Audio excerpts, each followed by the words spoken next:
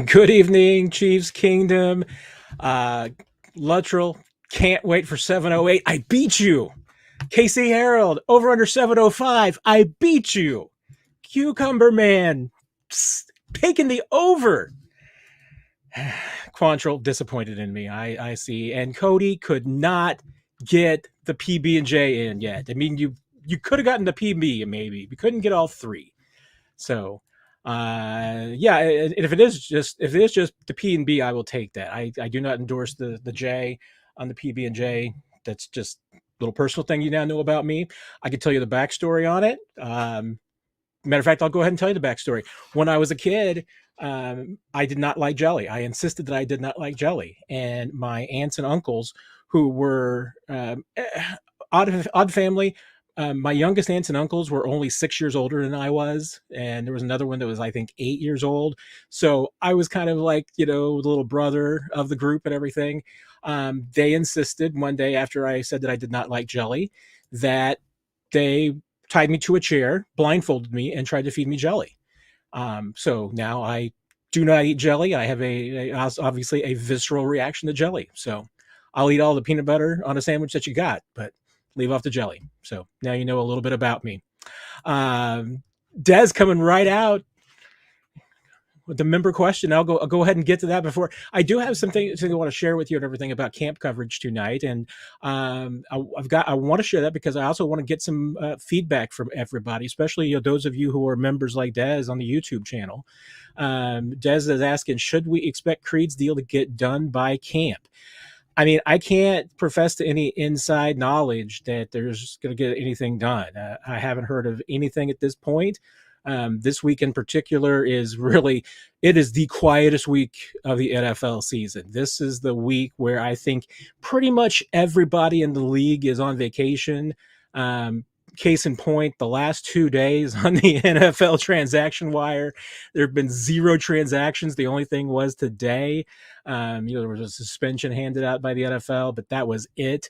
And a suspension on a free agent. So literally no transactions in the NFL. Pretty much everybody's on vacation on a beach somewhere, on a lake.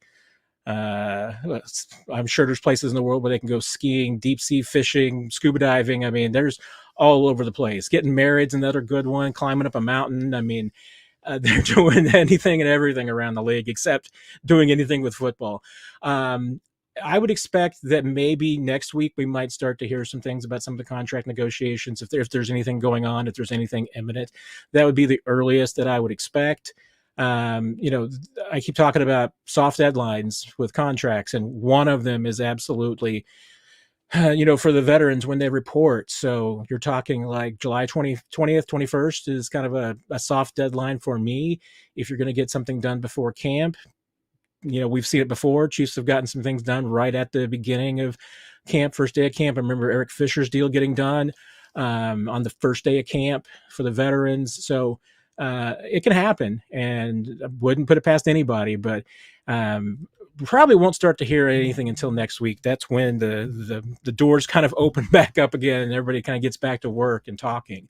And then obviously week 1, I mean, that's when the things can also get done. We can sometimes see them afterwards, but those are 2 big deadlines. And obviously we saw Nick Bolton kind of talking about that, hey, he is probably going to test the market. I didn't think that it was necessarily a completely firm answer, but it's what I would expect from a player that, hey, I'm not going to worry about that. I'm going to go out on the field, take care of business, see what happens.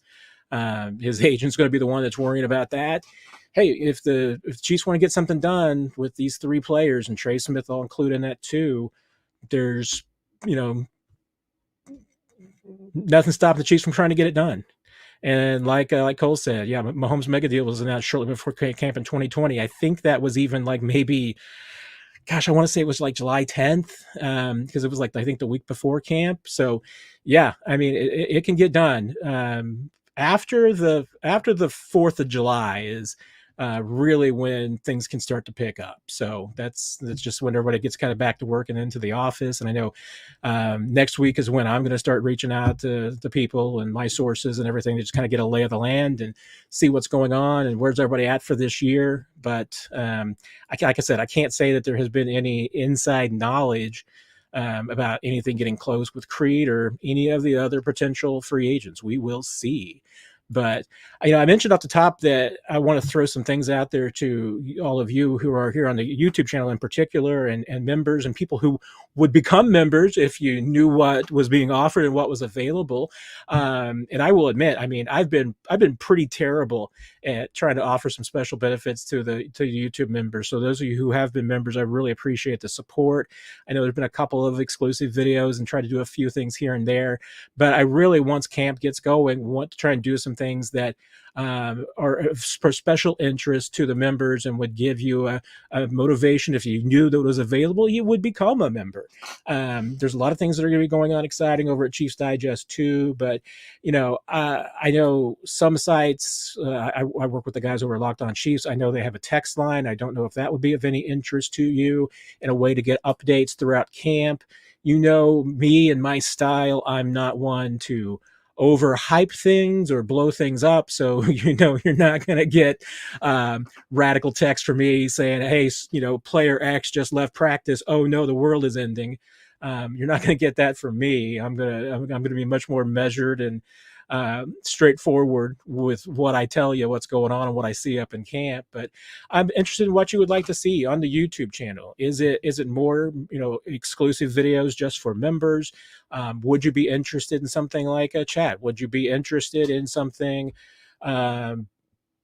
I know Discord obviously is a thing. I've looked at that in the past about setting up a Discord for discussion for members. And I definitely want to be more active. I know I posted some photos from off-season workouts.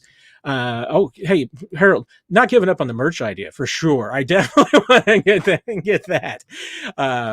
But yeah, I really want to get some ideas from you. If there's anything that all of you like from other channels you subscribe to or benefits that you'd like to get, I want to try and offer that to you. So like I said, if it's exclusive member videos, I'm going to try and get some interviews this year as well that can be recorded. As a writer, I usually, use my tape recorder, and players are a little bit more at ease with that than just doing knowing that it's going to be on a camera and a video. So I mix it up a little bit, and then I'd also like to know from you, what stories do you want to hear? I know for my bread and butter is that I try to differentiate myself by trying to tell you all stories that you don't get everywhere else. We can all, write the stories that you see on the podiums, the big newses of the day, the transactions, everybody can talk about that. I try to at least do two things, especially at camp. I try to take you there and show you what I see, because I know not all of you can get to be there and see what's happening. And I try to, bring that to you as much as I can. But I also want to, and frankly, it's fun for me, is to tell you the stories that you're not going to find somewhere else. And that's where I get the most traffic. I know that, and that's where I get the most differentiation. So, but I'd be interested in knowing what you want to know about. Are there players that you want to hear more about? Are there particular storylines? Is there a position group? Is there anything going on with this team that you'd like to know more about, something that you don't understand, that you'd like better explained? I've actually got a story that I'm working on right now about analytics that came out of the discussion that was at UMKC a couple of weeks ago that I thought was really interesting. And it's a little bit about how teams are using analytics and how it's different from maybe what we as the public and the media and fans understand analytics and how teams are using them. And the basic output of it is that the way that you hear it on broadcast is probably not the way that teams are using analytics, that there's so much more to it, and there's a lot of other things. Obviously, Gary, yes, I greatly appreciate you. You're always been a great supporter, and yes, hit the like, hit the bell, do all of those things to help people get the channel. I truly do appreciate that. That's very kind of all of you to have been so supportive. But I'd love it. I mean, I'm going to start a discussion on the YouTube channel page, just asking for comments. So you can share them there. You can share them here in the discussion. Obviously, you can hit me on Twitter/X. You can hit me on the Facebook page as well. I'd love to hear your feedback because, I can sometimes get tunnel vision about, what I'm doing. And with the YouTube channel, this is my first, full training camp doing it. So I would definitely appreciate some feedback from all of you about things that you like, things that you don't like, things that you want to see, maybe things that you're not getting anywhere else. I'm really curious. So appreciate that. If there's anybody who wants to share any ideas, would love to hear them. I need to send Nick the invitation for tonight because I haven't done that. We need to make sure Nick shows up a little bit later. But really looking forward to training camp. I mean, we are 14 days away. I think looks like it's going to be a hot training camp. I mean, it always is, but July 16th is a really early day for the rookies and the quarterbacks to report. But definitely looking forward to it. We are not that far, so it is going to be a lot of fun this year. Very competitive. And, I know one of the, I'll jump into this question. I'm kind of jumping around here on the questions, but this one kind of pertains to what I was just saying from Michael. Your favorite battles coming up to interview in St. Joe. I was thinking about that today, about where really the position battles are and maybe the ones that we're not thinking about as much, because I would say that there's not a lot of starting positions on this team that are up for grabs. I mean, a lot of the battles in camp are going to be depth chart battles, really the biggest position battle for a true starting spot is left tackle. I don't know how much of a battle it's going to be because I think Kingsley is going to be going in as the favorite. I think he's going to win the job. Wanye, there may be some swings. Maybe there'll be some up and downs. They may very well share the position at the very beginning. Maybe they'll continue sharing the position until the pads come on. But I think the Chiefs want Kingsley to win that battle. I think they believe that he will win that battle. The signs that we've seen with Wanye sprinkling in a little bit at guard, I think tells you that they do, at least for 2024, see him as being the sixth lineman. And it doesn't mean that Wanye Morris couldn't be a starting tackle down the line. Certainly at some point they're going to need a new right tackle, and maybe that's Wanye's job in the future. Don't know. I mean, we'll see what happens with both these players. But I mean, that is a battle, but I'm just not sure how much of a battle that it will be. I thought we might have a punter battle, but now we're not going to anymore. That's wrapped up. Although it is going to be interesting to watch Matt Araiza, because we didn't see him, at least during the portions of OTAs open to media, doing a lot of holding. I mean, the Chiefs let Ryan Reckow do a lot of that to kind of figure out what they had in him. And remember, Matt Araiza didn't do really any holding in college. For the first couple of years in college, he was the kicker and the punter. So he didn't hold for his own kicks. And I don't think he even held his last year in college, even though I think at that point he was just focusing on punting. But he doesn't have as much experience as some other guys. So I'm absolutely going to be interested in watching that and see just how comfortable he is with holding, how comfortable Harrison is with him. I think that's of note, but once again, not a big position battle. The one that I think we're probably under talking about that I think is going to be the most competitive, and there's a starting job absolutely up for grabs, but there's also depth chart battles that are going to be, it's at cornerback. I mean, we know Trent McDuffie's the number one corner on this team. Question is, who's number two? We know Chamari Connor is going to be in the slot a lot. We know that, Trent might go into the slot on occasion. But what's after that? I mean, based on what we saw during the offseason workouts, I mean, Josh Williams was the most consistent number two corner, but that was with Najee Johnson coming back from his injury and not being really cleared to 100% until the mini camp at the end. And by that point, he was getting first team looks too. Jalen Watson, I think, deserves to be in that conversation after playing through the injury last year. He also had another injury that he was dealing with during OTAs, and that limited him.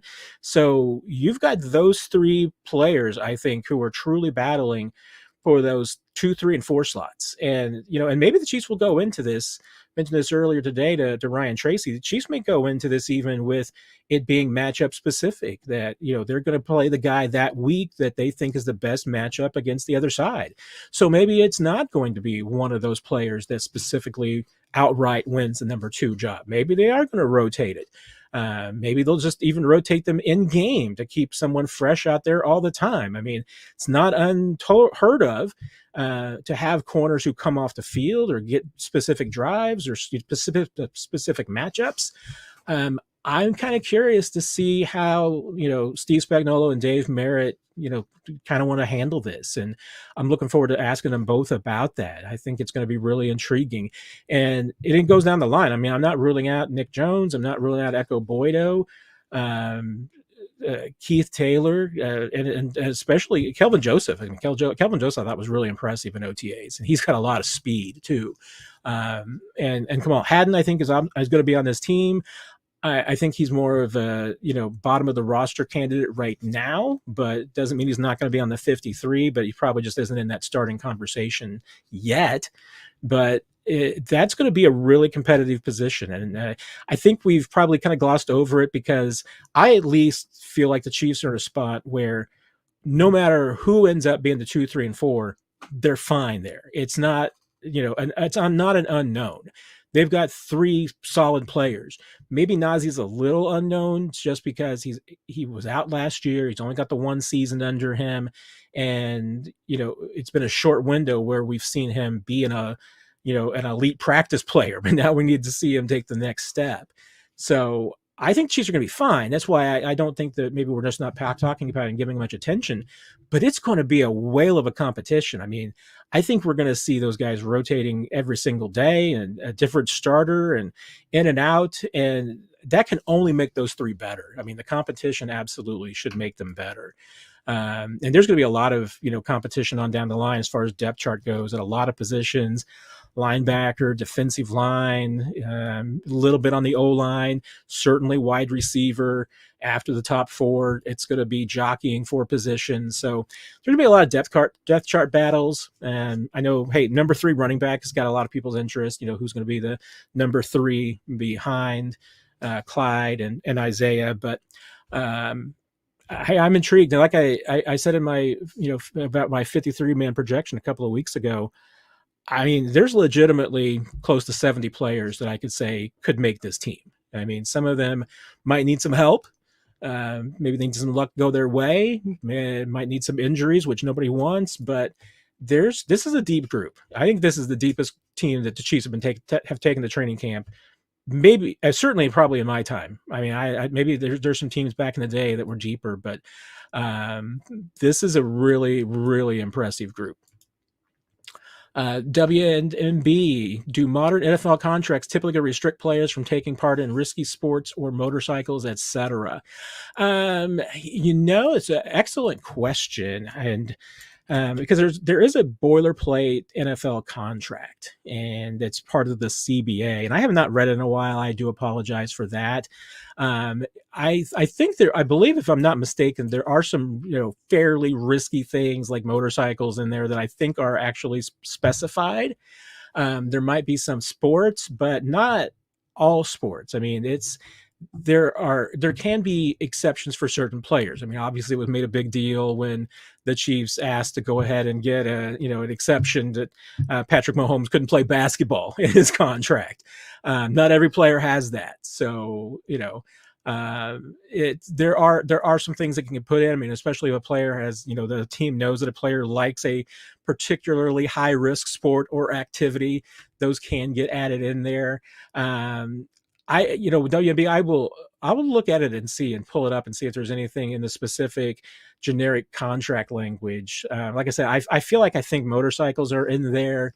There could be some other high risk activities. It could be fairly generic. Basketball, for instance, I don't think would be considered a high risk activity, but there are some players I'm sure that have it in their contracts that they can't do that. There's probably a few others. And it's very rare. I mean, we've seen them exercise in some cases when players have gotten injured doing something they weren't supposed to do. I can't think of one right on the top of my head. It's been recent, but it's happened. But I'll look into it, WMB, and see if I can remember if there is anything specific dealing with that, or is fairly individualized. But I will check it out for you. Cody, so I saw a free agent safety was suspended today. Do we happen to know when Rice's suspension will be handed down? No, we do not. I mean, and that is still a big time up in the air question. I'm still of the philosophy that as long as there is no resolution in the legal case involving Rashee Rice, that we're not going to see a resolution with the suspension. I'm still taking the over in the long-term aspect of that suspension, that I think it's going to be, I mean, my gut still says 2025, that I just don't think that legal part of the case, unless there is a plea deal that wipes out a lot of the charges, that takes jail time off the table, unless there's something of that nature that comes along, I don't think that the NFL just typically does not hand out suspensions like this until the legal process is finished, unless there is a violent nature to the crime that causes the NFL exempt list to come into play, and the NFL just simply say the league and the team and the player are better off not having this player around until this situation is resolved. And Tayshaun Gibson was the guy who had the suspension today.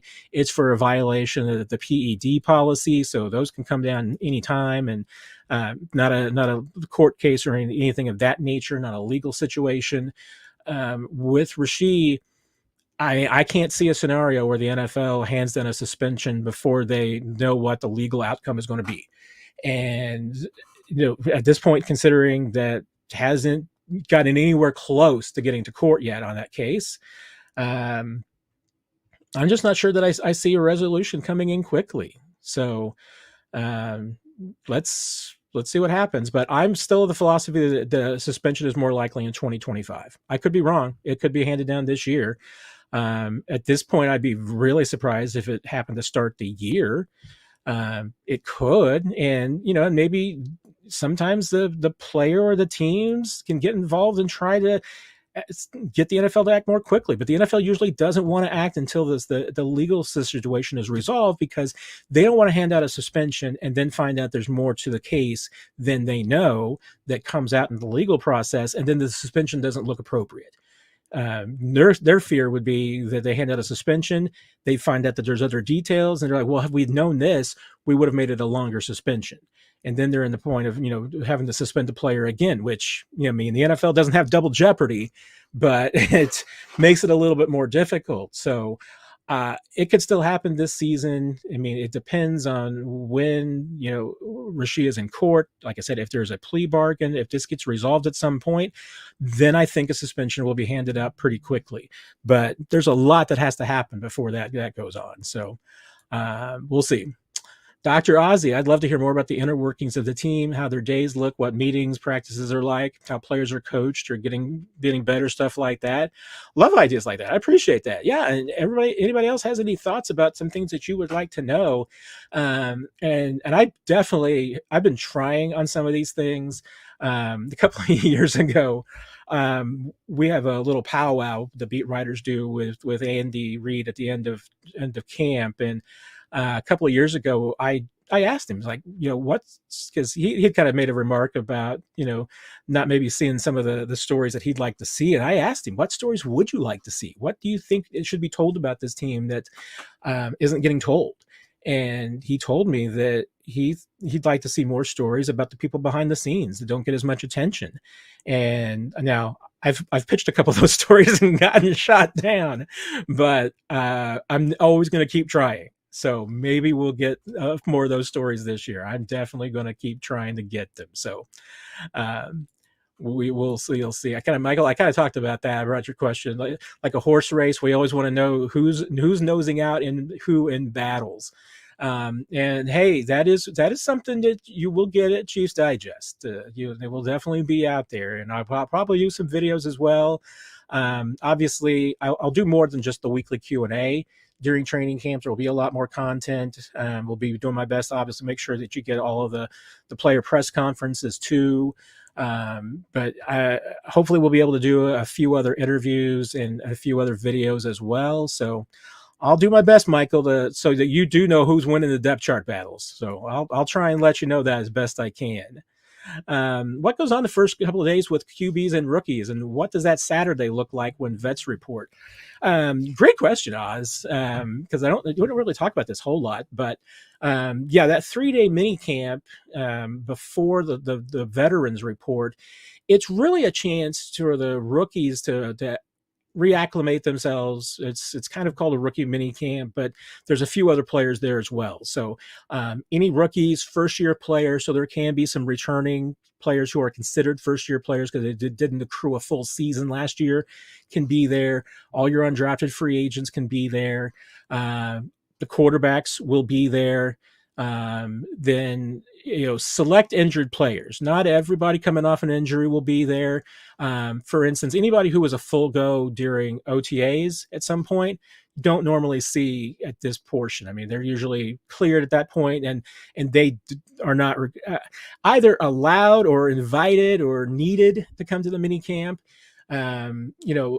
Somebody this year who would be a candidate, Derrick might come out there just to get the rust knocked off, so that his first practice maybe isn't, and that's going to require him getting medically cleared. So anybody who takes part in that camp isn't going to be on the pup list, anything. So I wouldn't expect to see a Charles Omenihu there, for instance. I doubt we would see a Joe Thuney. I mean, it's always possible, but I don't think we would see him. But anybody else, anybody that ended the season last year on injured reserve, ended the season with an injury, had off-season surgery, can and did not participate in OTAs, can come in early, go to that 3-day mini camp, and just kind of knock off the rust before the rest of the veterans get there. But the camp is mostly to help the rookies, get them acclimated before everybody else gets there, so they kind of learn the drill. They run a couple of practices, refresh themselves with the install process, what the practices are going to be like. They get to learn everything, orientation, where the dorms, what you need to do, where you go for lunch, where you go for training, where you go to work out, what goes on in the facility, where everything is. The first 2 days of practices, so this year the team's going to report on Tuesday. They'll check into the dorms, get their rooms, roommates, all that kind of fun stuff. Coaches will show up then too, so they're all there in place. Really, by the first day, everybody but the veterans essentially are there. Anybody that's got more than a year experience, the only veterans who will be there will be Mahomes and Carson Wentz, essentially. Ian Book, I would be eligible to be there. Chris Oladoka. I mean, all the quarterbacks can be there. So you'll see them. And then the Wednesday and Thursday are practices just like you would see at any training camp and at the facility during the off season. Just a standard practice. Won't be too intensive, probably hour 45 or so, give or take, but they'll just go through a normal practice. It's a chance for the rookies to learn, just about the process of training camp, to get back, to refresh them. The coaches can kind of see, okay, who can remember what they learned during OTAs and who didn't, who's been in their playbook and who hasn't. Gets them to knock off the rust a little bit. They'll get more experience, some of the rookies, in those 2 days than they will during the rest of camp, because their reps are going to be limited. So for some of those guys, it's 2 days of trying to put some good work on tape that you might be able to use that if you need to find a job down the road, or you're trying to impress the coaches that what you're doing and you can play at this level. So it's 2 pretty important days. The third day is a really light day. Sometimes it's a kind of an abbreviated practice, not usually organize like a 10-10-10 or anything of that nature. It's a short practice. Any of the veterans that have been there the last couple of days, Mahomes and Carson Wentz aren't going to participate in the final day of the mini camp. Guys like Oladokin and Book will be out there, but any of the injured players won't be there. So it's a smaller group. It's a quicker practice, and then that's wrapped up. And then that after, well, in the Chiefs case for that day, that night, the veterans will report. They have until 9 or 10 o'clock to report. So check-in day for the veterans isn't quite the way that it used to be. For those of you who have seen the arrivals of the veterans in the past, that they all had to be there at 2 o'clock or 3 o'clock in the afternoon, and you got to see the Anthony Shermans of the world with the fancy arrivals. It's kind of not like that anymore, because it's a late night check-in that they have to be there for. Pretty much as I had one person tell me, it was like, hey, as long as you are there for your physical Saturday morning and checked into the dorm and everything, coach doesn't seem to care that much about when you arrive for the veteran check-in. You just got to be there bright and early Saturday morning when they start the medicals and call your name. If you're not ready by then, you're in trouble. And so the Saturday, is that acclimation day. So that's really just a day for the players. Like I said, all of them get some medical checks, especially if everybody that's coming in that had an injury during OTAs, anything of that nature, they're going to get checked back out again. Some players, it's going to have been a couple of weeks before, medical staff, training staff has seen them. So they do all that, do all their measurements, do all their testing. That's when they do the dreaded conditioning test. You gotta run your gassers and pass that test so to be cleared to go to practice. Everybody gets their medical clearance to go to practice. So that's what that the check-in day for the players will be. So I said Tuesday, Wednesday, Thursdays when the veterans will report.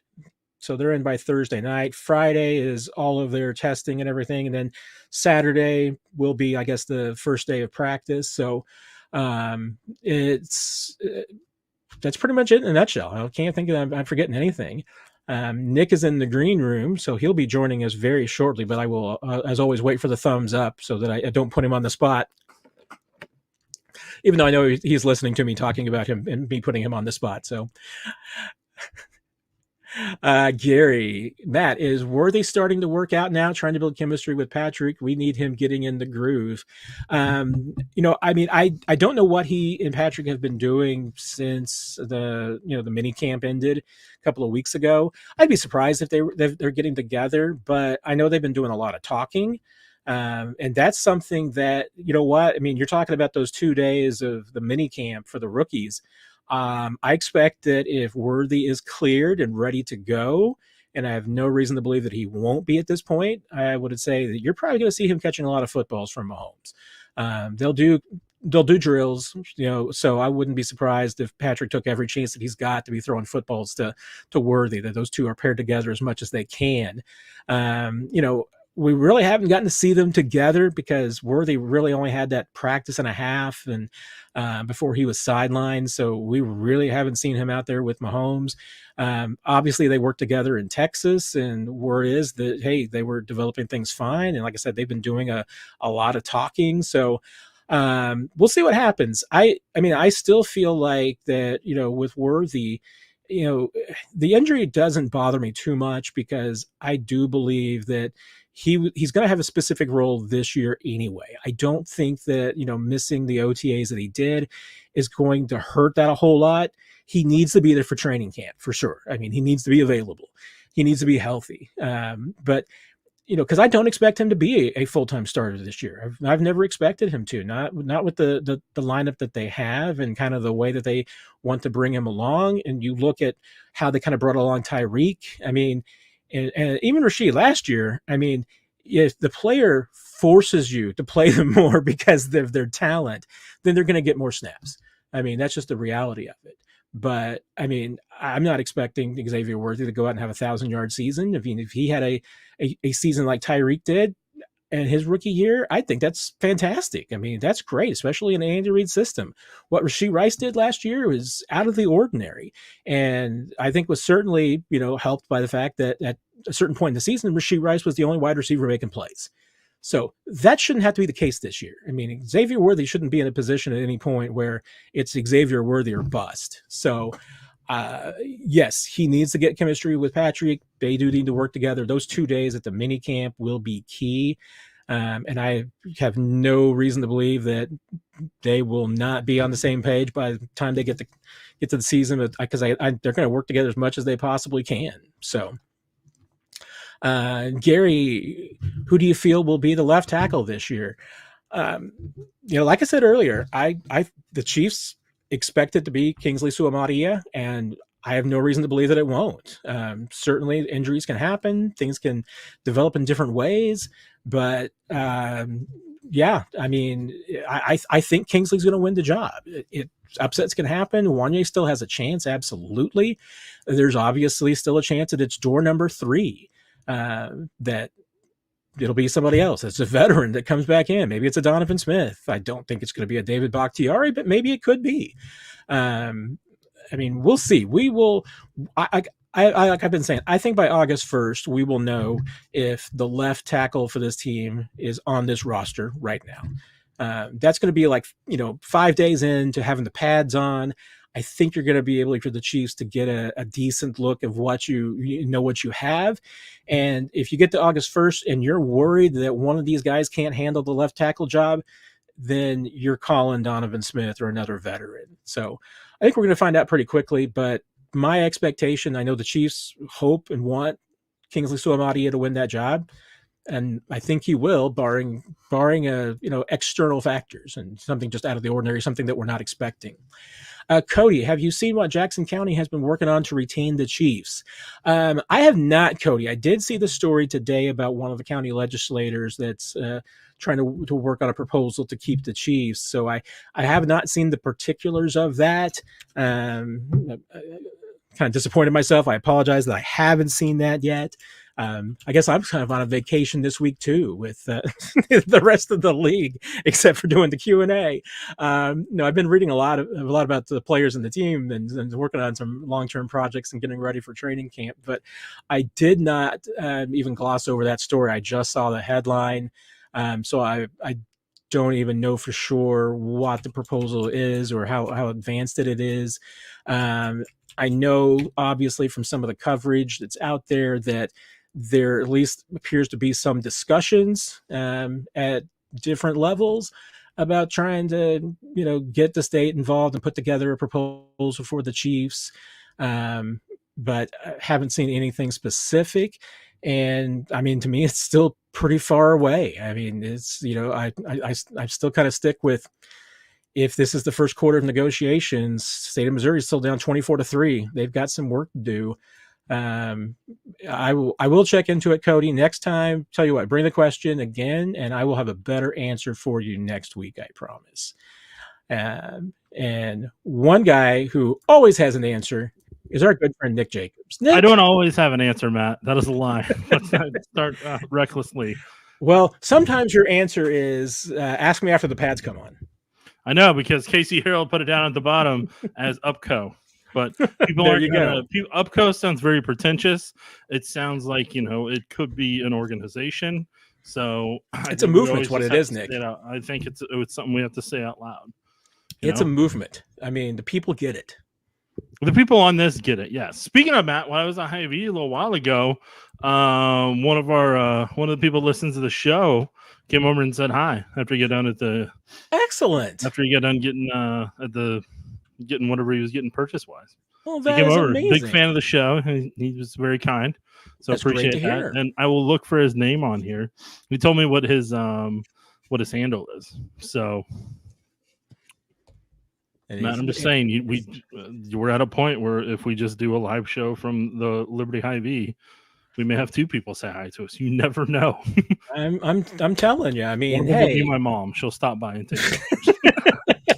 I could probably get somebody to swing by too. So we could at least get 3 or 4 people. Yeah. See, look at this. We're already doubling the amount of people that would be there. I mean, I have seen the Wahlburgers get packed for. Trivia night. They have trivia night on Tuesdays, and the Chiefs Kingdom show has been there, so I've seen the crowd that we could get. I think we could do that. I mean, there's you got trivia night there on Tuesdays. I I can't have compete seen a against guy trivia dressed night, as so Santa Claus there, there and you he was go. there. And There they've you had a go. band playing out there before over by the hibachi. So the possibilities are We endless. couldn't do it on steak night on Thursdays because the crowd for steak night's a little too rambunctious. It's actually, I took a photo earlier. I was going to put as my background, but I got to do a whole bunch of stuff to do it. It had in the right hand corner of the banner had steak night, $10 on Thursdays. Yep. And Latrell, you're right. Hy-Vee is a happening place. Like, it is. You are not kidding about that. And in Liberty, that's where you go seen to be seen. Hey, burner account showed back up and let us know he's not a burner account. Well, Good job, see, Justin. I was just getting ready to say, was it Justin in the burner account that you ran into? No. It was not Justin because Okay. the gentleman would have told me I'm not a burner account. That's how he would have opened up. Yeah, Justin, I don't know if you know how much we have mentioned you on a weekly basis. We have, yeah. You may have not physically been in the comment section, but you've been in our minds, and we're like, I hope he's okay, and we know you are. I want to start off with almost like Justin went on vacation, just like the rest of the Chiefs front office.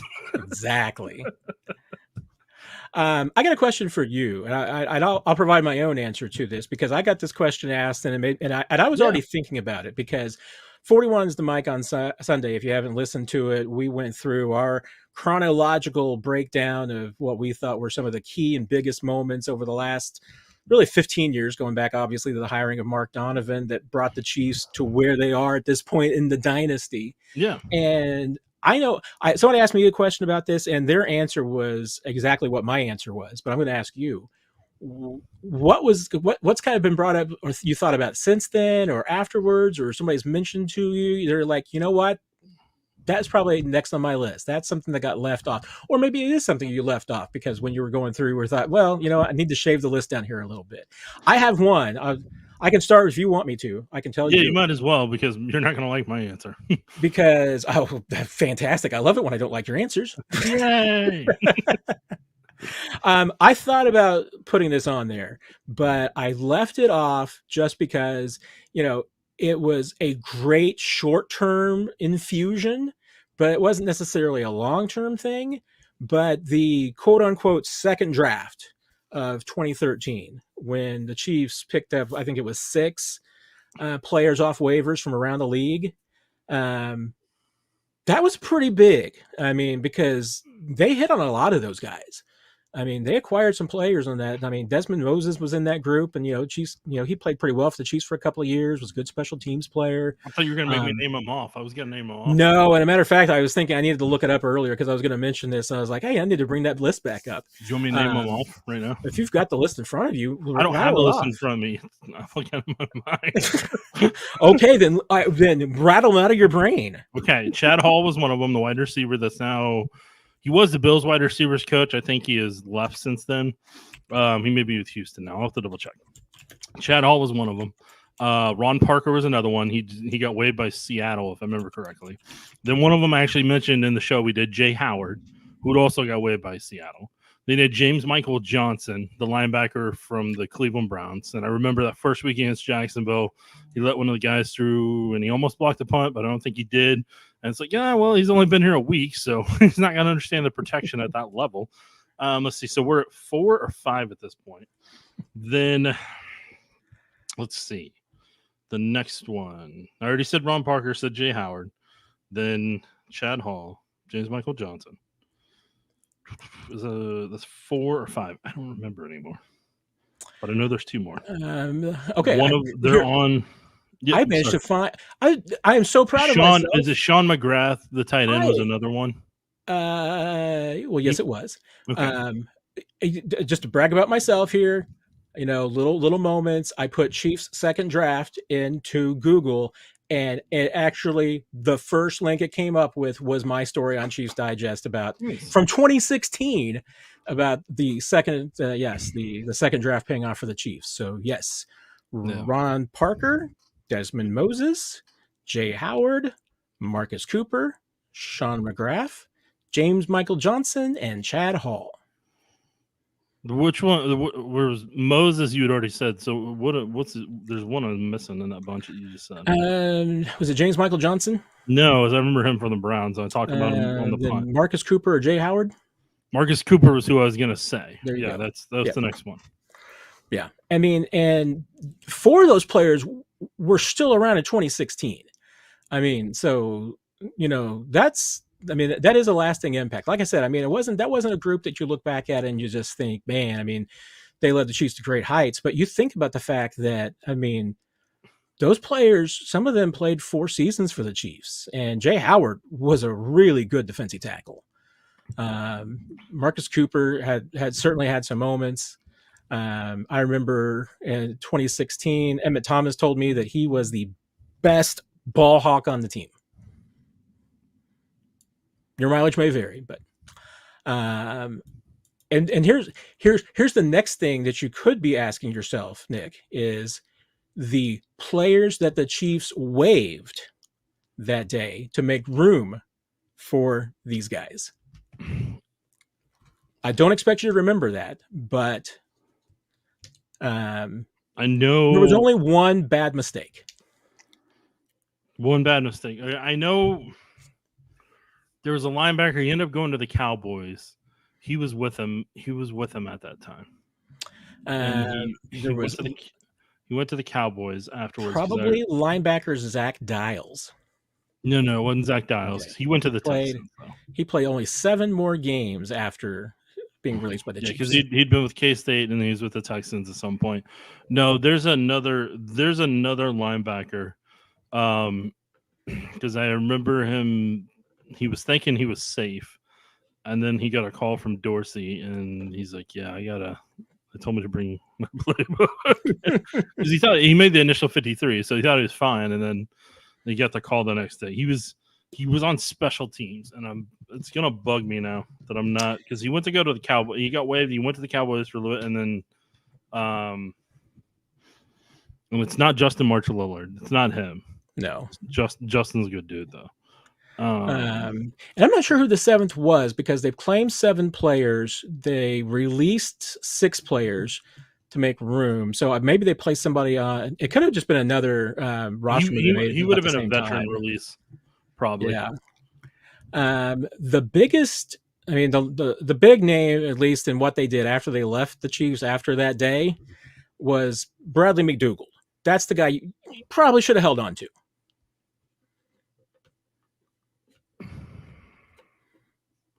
But yeah, no, sorry, I'm looking up. Things happen. Jaleel Brown was also amongst that, so for those of you who remember the days of Jaleel Brown has a little groin. That wasn't the first thing that was in my head. That's always the first thing in my head from Romeo saying, yeah, Jaleel's got a little groin. I remember who he was dating at the time, and she's since been on ESPN and WWE.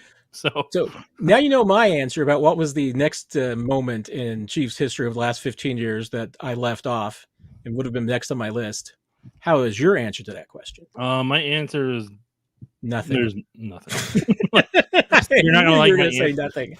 I knew you were going to say nothing. Like, I know somebody responded and said they were surprised that I didn't have L'Jarius Sneed on there, but it's a lot to do with Dave Merritt. Like, I'm not saying L'Jarius Sneed isn't a talented player, but I'm saying, like, the Chiefs could still win without L'Jarius Sneed. Like, I think people have put him up on this pedestal because of his reputation last year, and they think he's the next edition of Revis Island. Like, I mean, it's not.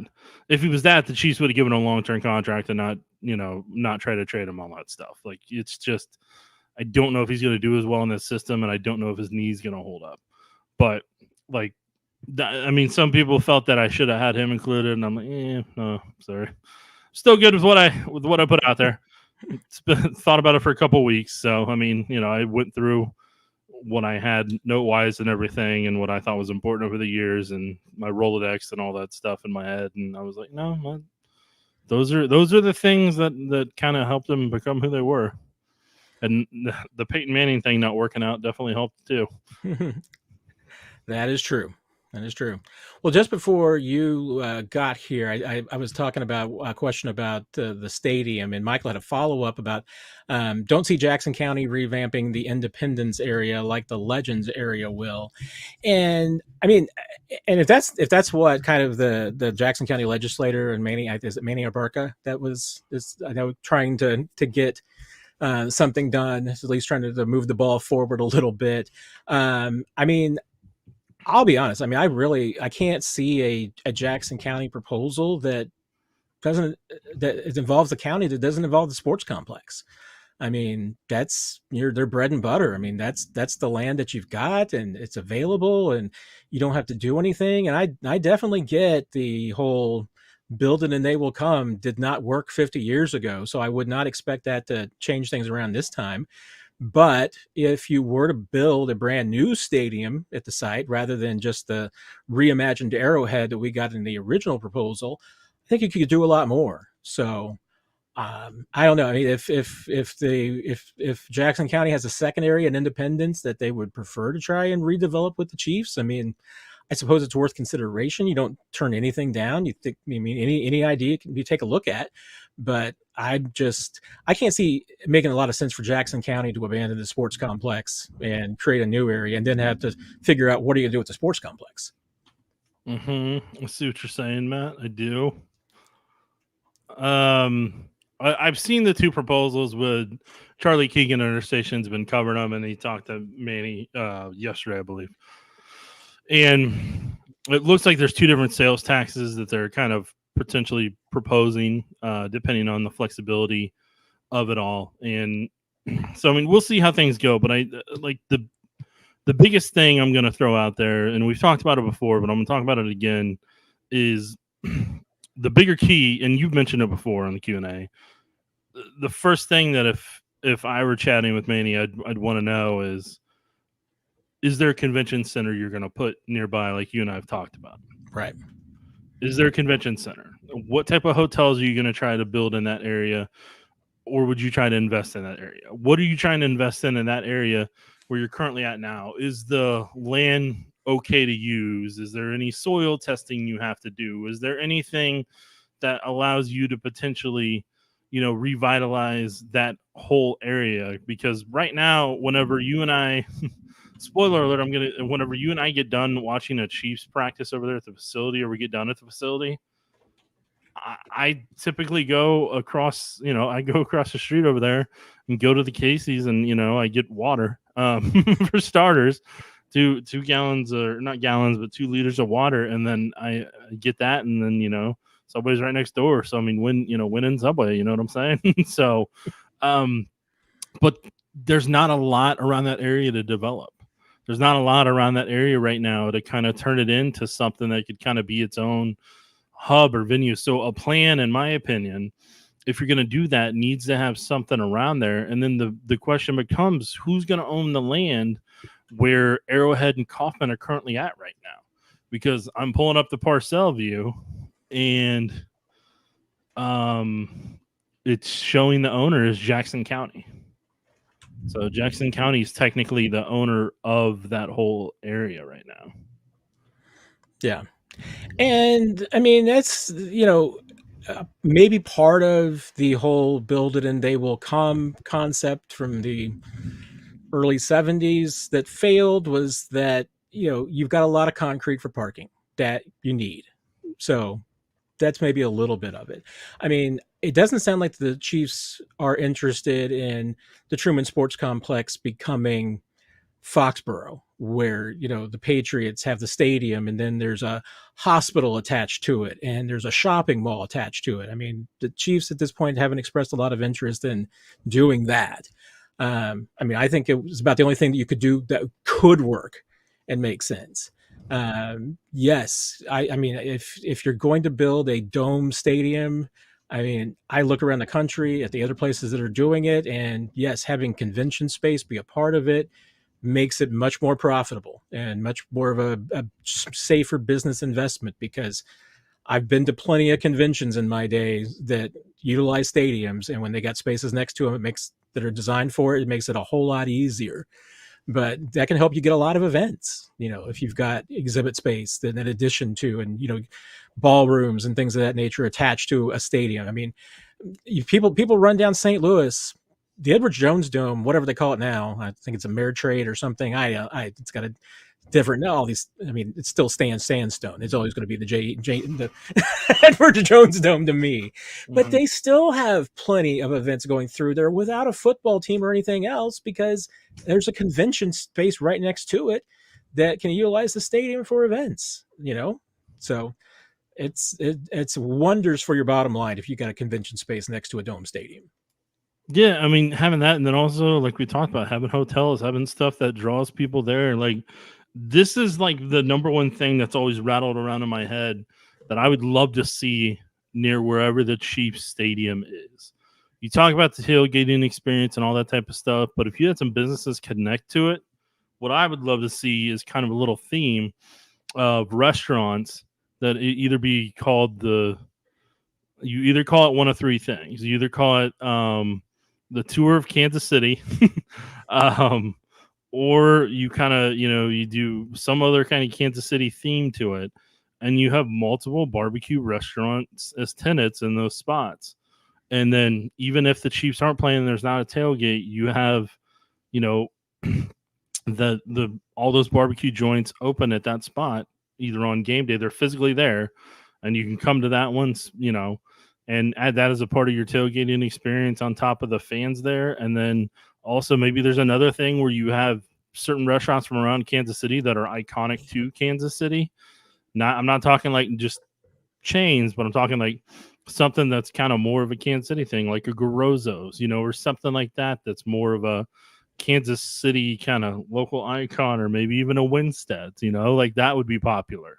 But like, or a Town Topic, which could be near there for Andy Reid, because Andy Reid's a big fan of the Town Topic, But I mean, like, I think having either the taste of Kansas City or and something like that. Like, I think that hotels, and yes, if you did have a hospital right near it, I think that would be smart in terms of like trying to get other events there and everything. And then like it's just in something that could be an entertainment district in general.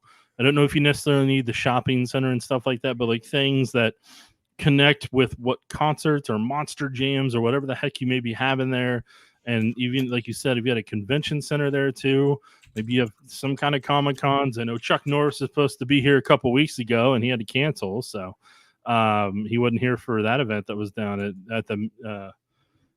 at Bartle. So I mean, like, yeah, I think like all that combined is really something that helps the entire city. It helps the Jackson County, in my opinion. And I think that's really kind of what they need to kind of be working on if they're trying to, do something with that. Like, if you're going to invest that type of money, I want to see you invest it not just for the Chiefs, but around the Chiefs as well. But with all that being in Jackson County's name, part of me kind of wonders who gets the money for rent. Yeah, and that's one of the things that's going to make the Kansas versus Missouri, logistics a little bit more difficult, because with the mechanics of Kansas and the Star Bonds, they're going to be able to create a stadium that the Chiefs can own. That is not going to happen in Missouri. I mean, if it's paid for by taxpayer dollars and a sales tax of any sort, I mean, it's very difficult to see a scenario where there is a publicly built stadium in Missouri that is owned by the team. It can be operated by the team, just like Arrowhead basically is now. I mean, the Chiefs basically have the full operating rights of the sports complex outside Kaufman. I mean, the Royals have the rights in Kaufman, but anything that you see, like dinosaurs and Christmas lights and all those things that the Chiefs do, at least the Jackson Sports Complex does, those are all the Chiefs that manage that. I mean, they got the operating rights in the last negotiations with the county, and they've been able to recoup the money from all those events too. But Chiefs do not own it. I mean, they lease the stadium.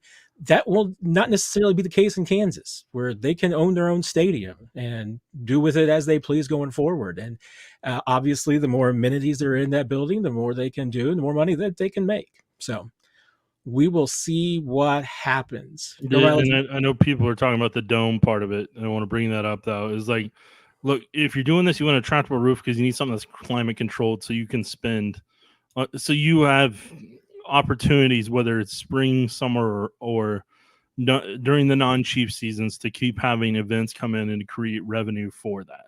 Because that's another part of it. If you're an owner, hypothetically, say you're an owner of the Kansas City Chiefs right now, congratulations, first of all. But secondly, is you whatever money you potentially invest in, you want to get a return on that investment for you, and having events and venues and parking on a regular basis for those type of events and concessions and all that stuff during those times when Chiefs isn't going on. You want to be able to create that to be able to pay back that, but then also be able to pay for the franchise or maybe pay for signing bonuses down the road or stuff in escrow. So, I mean, that's really where you want to, that's what you're trying to do, is make it a revenue builder for you throughout the season. And that's what Jerry World does down in Dallas. That's what other places do. And that's kind of the wave of the future if you're trying to turn it into a profitable business year round and not just NFL related. Yeah, and I'm also of the retractable roof, certainly. I mean, that's the key. But if you want a Super Bowl, you want a Final Four, and if you're going to put $2 billion into a stadium, you should expect those things to be revenue producers. Can't do it without a roof. And yeah, I mean, it's going to be closed more often than you would like as a Chiefs fan. I mean, if you've got a roof, really not any reason not to close it when it's miserable outside. I don't know of any team so far that doesn't close the roof when it's miserable outside. I'm not sure the NFL's guidelines on that. I know at one time I think that the teams got to choose when the roof was open, but I'm not sure that's the case anymore. Maybe I think the NFL may make that decision. I'm not sure. It's something we definitely need to find out about, but yeah, I get it. I mean, everybody, I think, in Kansas City, because of the advantage that it's been, would like to have an outdoor stadium. But if you're going to build a $2 million building, it's got to have a roof. And retractable, yes, I would approve. I would approve of retractable as well. But you got to have it. You're going to miss out on too many opportunities if you don't. I was getting ready to go to Luttrell, saying, because I asked everybody, Nick, earlier, what stories they want to hear out of camp. Jared Wiley stories are good to hear. That's Luttrell's version of Justin Ross. There you go. I like that. You're gonna love this question, Nick. Could the Chiefs be interested in Juju if he gets cut from the Patriots? I would be curious where his knee's at. Yes. I think where his knee at would be the first question. And then second question is, you're splitting some of his and Rice's snaps at that point. As long as Rice is, on the active roster and there's no suspension you're having to deal with, he would have to, I think Juju would be a part of that. But then the ripple effect is it'll mess with some of Wiley's snaps and maybe routes and plays, some of Kelsey's and some of Rice's. So all those combined is a ripple effect you get with Juju Smith-Schuster being that, because when he was here, he was the possession receiver who helped Travis Kelce out, which is what Rice became. And so, I mean, if Juju's wanting more than that minimum and his knee is not in good shape, then I wouldn't be investing in that. And that's why the Chiefs drafted Rice, was because he was going to be healthier and he could fill into that role long term, is what they were after. Yeah, that kind of echoes exactly my thoughts. I was asked about this earlier today. I mean, a few things would have to be true. I mean, Juju would have to be comfortable with the vet minimum and some incentives. He would have to be comfortable being a part-time player. He would have to be comfortable knowing that there's a lot of guys who are going to get more snaps than you. Travis Kelce is going to get more snaps than you. Jared Wiley is probably going to get more snaps. Xavier Worthy is going to get more snaps. Rashee Rice, Hollywood Brown. I mean, you're going to be maybe the fifth or sixth target on this team. Are you comfortable with that? And you're comfortable with that money? If that's true, and he would say yes to that, then yeah, I mean, kick the tires, see how the knee is. Absolutely. I mean, his numbers were not great last year in the time that he was playing, which, obviously missing games doesn't help. He had bad quarterback play. And we've seen what happens. I mean, his numbers in his 1 year in Kansas City were a lot closer to the first 3 years in Pittsburgh when he had good Big Ben than they were the last couple of years in Pittsburgh when he had bad Big Ben and bad other guys playing quarterback. So I still think with a good quarterback, he's a good player. But yeah, I mean, after last year and at his age, and it's not even the age as much as maybe the miles, because those knees he admits has gone through the grinder.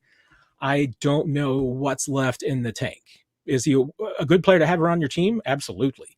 But there would have to be a lot of, I think, things for him to accept at this point in his career for him to get back to Kansas City. Yeah. So, Pano, hey, Matt, how do you want to see Hollywood, Xavier, and Rashee used when they are on the field together at the same time?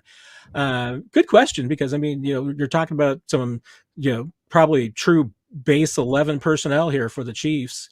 I mean, I think it's fairly easy to one regard to just slot these guys into positions, which, Hollywood is going to be your X, Xavier is going to be your Z, Rice is going to be your slot guy. But, there's a lot of different ways that you can deploy these guys. I mean, Andy Reid's going to be creative, right, Nick? Yeah, he's going to put them all over the field. There's going to be trips combinations. There might be a quad combination for all we know. Could be a diamond formation.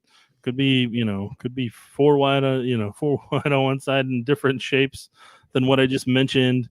Could be two on each side in the bench formation. Could be a whole bunch of different stuff. But at the end of the day, you're going to have one working over top, one working intermediate, and one working underneath. Or you may have two working underneath and somebody else working over top. But they have so much room for activities, and they're going to push the ball down the field when they get the opportunity, and they're going to create quicker space and quicker reads for Mahomes, and that's the key to making this whole thing work. Indeed, it is. Pano also had a follow-up question. We talked about it before. Who's your top priority extension after the season? I mean, it's the big three. I mean, is there anybody else? I mean, yes, there's going to be some other players that you look at, but Creed, Bolton, Trey, it's the same trio we're going to be talking about until they get some deals done. Maybe the bigger question we probably need to start looking at, Nick, because I do like to look forward, is going to be the following year, because I can't stay self-contained, Nick. I have to always look too far ahead. Mm-hmm. I know you're doing the exact same thing that I was getting ready to do. Well, I'm gonna have to do it now because you threw me a curveball. So here we go. Let's look at your 2026 free agent class, right? Yeah, I'm looking at 2026 now.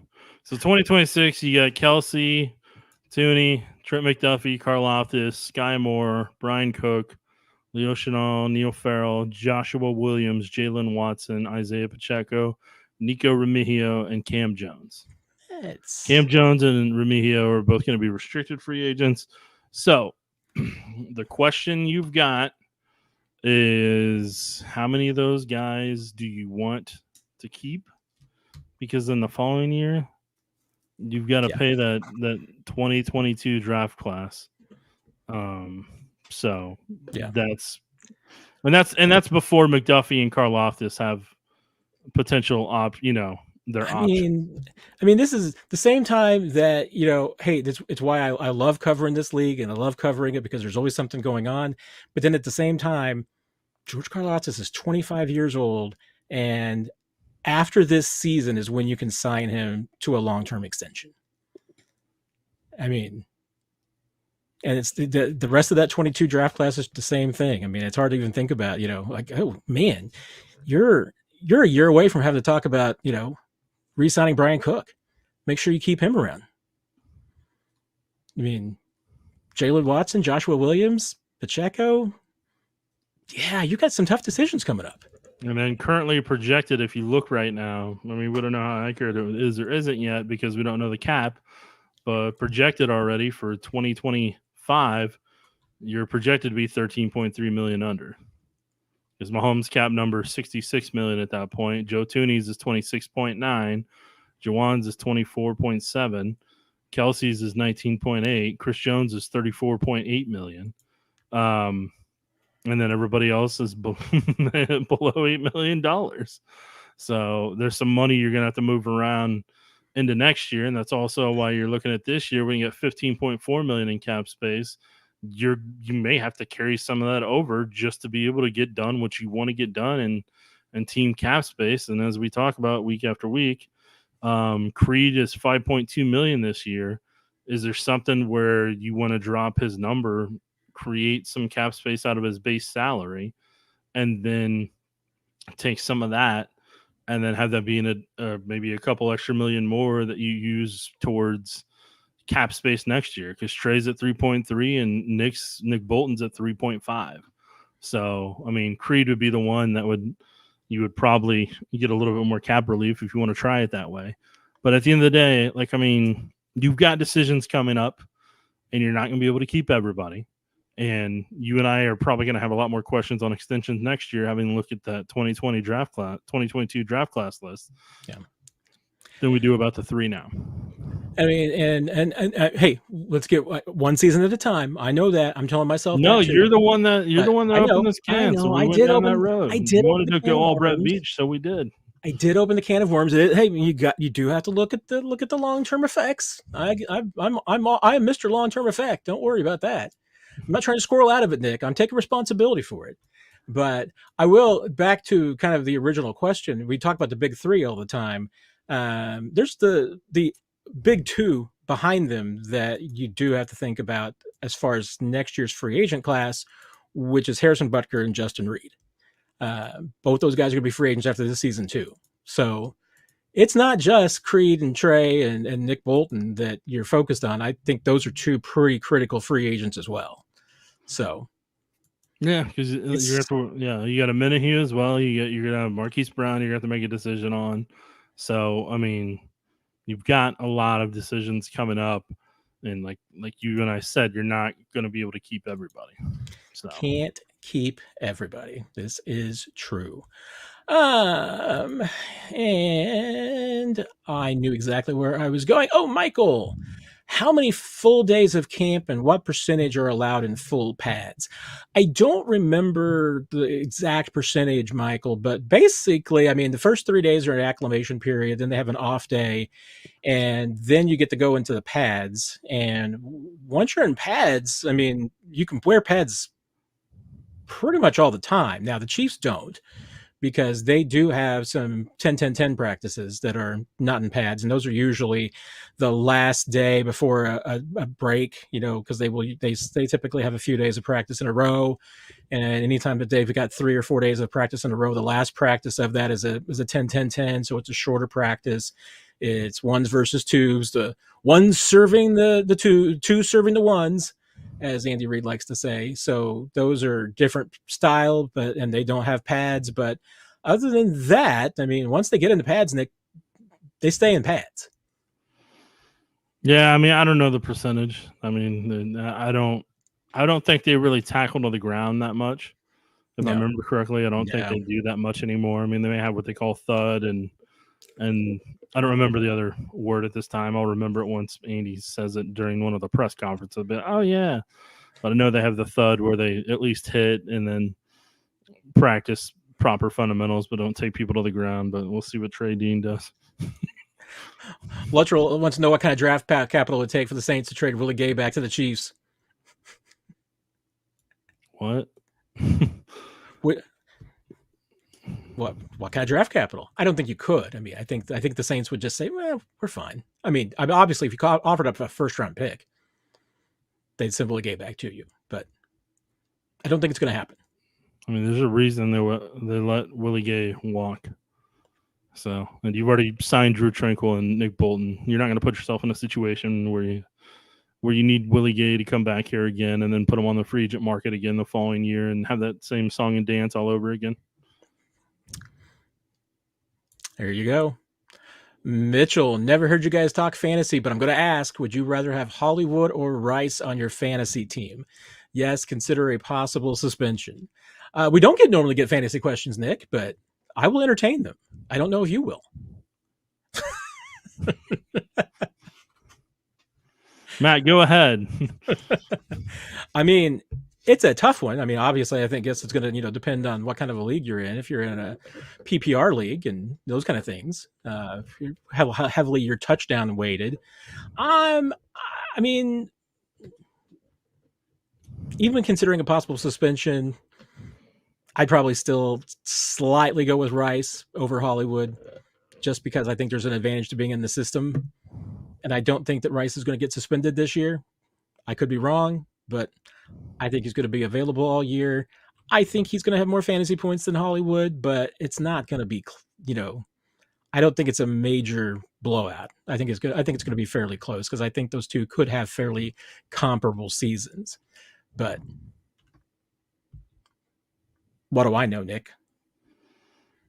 You know my stance on it. I tell you what, I mean, I think fantasy football is kind of like what I hear about boats.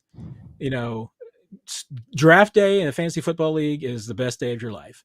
But the day that you decide to stop playing fantasy football is like the second best day of your life, because I now that I no longer am at 11:55 in a press box on a Sunday morning, trying to make sure I get my lineup set and checking around the league to figure out who's playing and who's not. Once I stopped worrying about that, Nick, I mean, I felt 10 pounds lighter. So yeah. Well, I'm happy to hear that for you, Matt.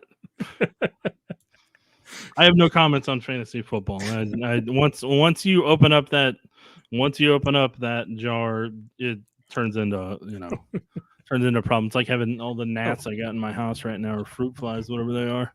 Oh, and I would not take my fantasy football advice. So I suppose I should note that.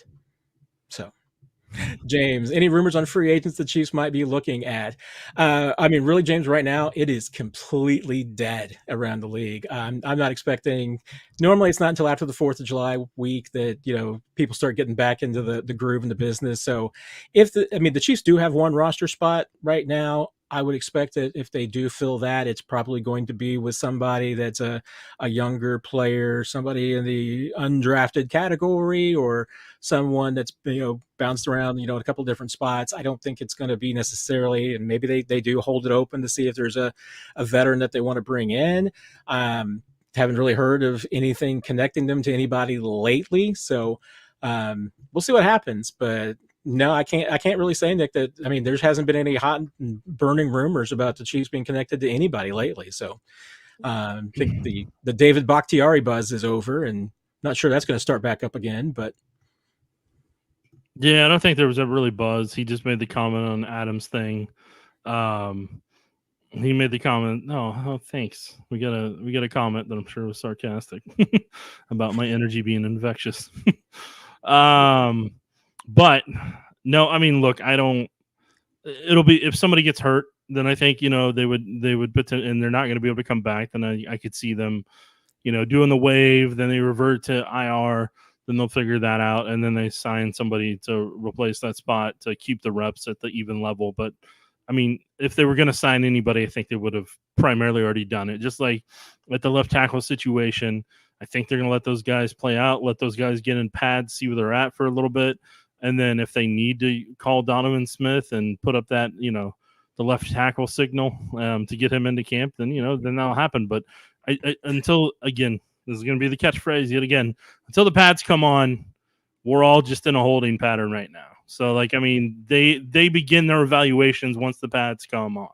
So when those pads come on is when they will officially begin the evaluations, and any roster moves, any of that type of stuff that they need to do will probably start then within the first couple of weeks, because they'll want whoever they're going to evaluate to have enough time to be able to show if they can impact in the first or second preseason game. There you go. Hey guys, feel free to emphasize to the audience what intangibles mean with regard to Justin Reid and his values of the football team in that way, in addition to the stat sheet. Wax poetically, please. I'll let you start. I'm gonna shut off my camera for a second. I mean, I'll say this about Justin Reid is probably the smartest football player I've ever covered. He's a smart guy, obviously. That college background. He's a smart dude. There's not a lot that Justin Reid sees that he doesn't remember. His memory is a little bit Mahomesian like that. I don't know if both those guys have the phonetic memory or whatever you call it, they're like Sheldon or anything like that, but Bazinga. But Justin Reed, I think he remembers everything he's ever seen, and that's what makes him a good player. I mean, I think he would tell you that he's not the fastest, not the biggest, anything like this. He's a little bit like Trent McDuffie in that way. And Trent McDuffie's a really smart player too. Justin Reed's just like one of the smartest dudes in the NFL, though. And on top of that, he's well liked. He's a good leader. He's a team spokesperson. I mean, all those things are important in a way. And I think that they help the team. I mean, he absolutely builds that team up. He takes pressure off of guys. Those are all, leadership team values that I think go to enhance his value. But, and is he Eric Berry? Is he the one that's given the rah-rah speeches in the middle of the huddle and everybody's gathering around him? Well, no. I mean, they got Mahomes for that, so they don't need Justin Reed for that. But is he the one that helps communicate, in that defense and helps the younger guys learn things and picks things up and points things out to them and reinforces things that they probably hear from, maybe they hear it from Dave Merritt, but it helps coming from a player, or he sees something that the coaches don't see because he's on the field next to them. I mean, that's what Justin Reed brings. I mean, he's a good communicator. He does all the little things right. And like I said, he may not be the fastest guy on the team, biggest guy, strongest guy, but having that kind of football IQ makes a difference. And, he's a different guy than Tyrann Mathieu, but I think that they have been both as important to this defense as each other. Matt, I think we're hitting lightning round point. Nick is ready to move on. Cody, I saw this. You have got to tell me now, how it was referenced, because I'm scared to death that it was like referenced as in, make sure you use a spell checker like Grammarly before you post stories, or don't ever allow this many Google ads on a page or something like that. So you got to tell me how it was referenced in your IT day job. Inquiring minds need to know. Where are we at? Let's see. Here's a lightning round question for you, Nick.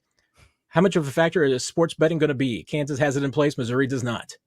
Holy heck, you're that far. Lightning rounds at that point. we're about 20 minutes behind. Oh boy. I mean, that sports betting is Missouri's behind Kansas and the potential to build yet another revenue opportunity. And that's think about this. Think about the fans that'll come in from other teams that spend money on potentially sports betting in the town when they're in for the weekend.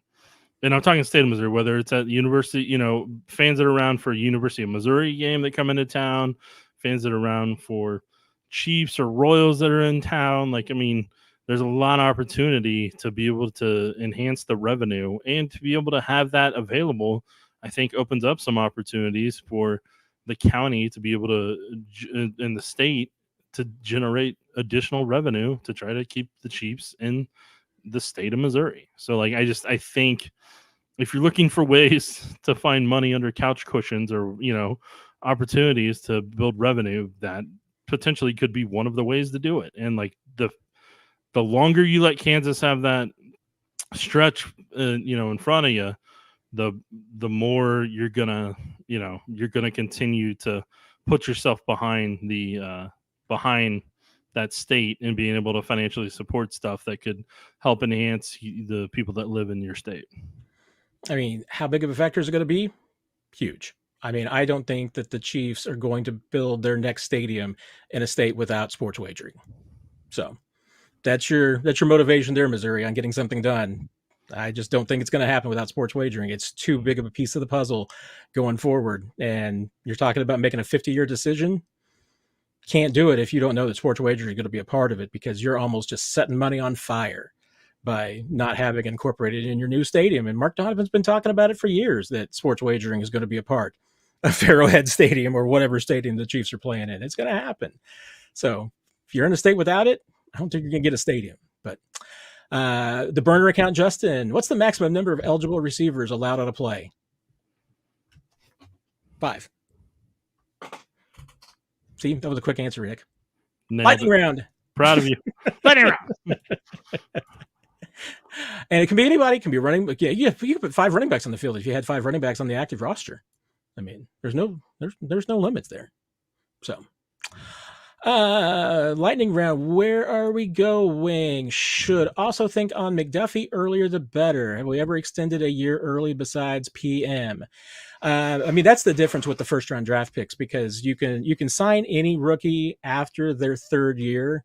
I mean, so you can literally sign them after the regular season completion of their third season. So that's why the 2022 class, I mean, yeah, McDuffie and Karlaftis, you can sign them starting in January. I'm trying to remember, Nick. I don't remember the last player that the Chiefs, got a deal done. I mean, it's been a while since they've signed one of their own free agents to a deal, to an extension after year 3 that was not Patrick Mahomes, because they did not get it done the first time with Chris Jones. They didn't get his extension done until after his 4th year, correct? It was the summer of 2020, because Mahomes unofficially got done that 4th of July weekend, and then we officially found out about it that Tuesday or Wednesday. Yep. And so I mean, my recollection is that Veach still hasn't done one.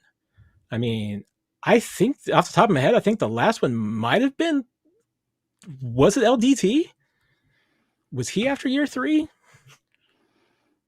I feel like he might have been, but I can't remember for sure. It was in LDT's got done during free agency of that year, so I can't remember when he would have been a free agent. No, he wasn't a free agent yet, but he might have been in the final year of his rookie deal, because remember, it was the whole CJ Spiller, LDT, Eric Berry thing to help get Eric Berry signed.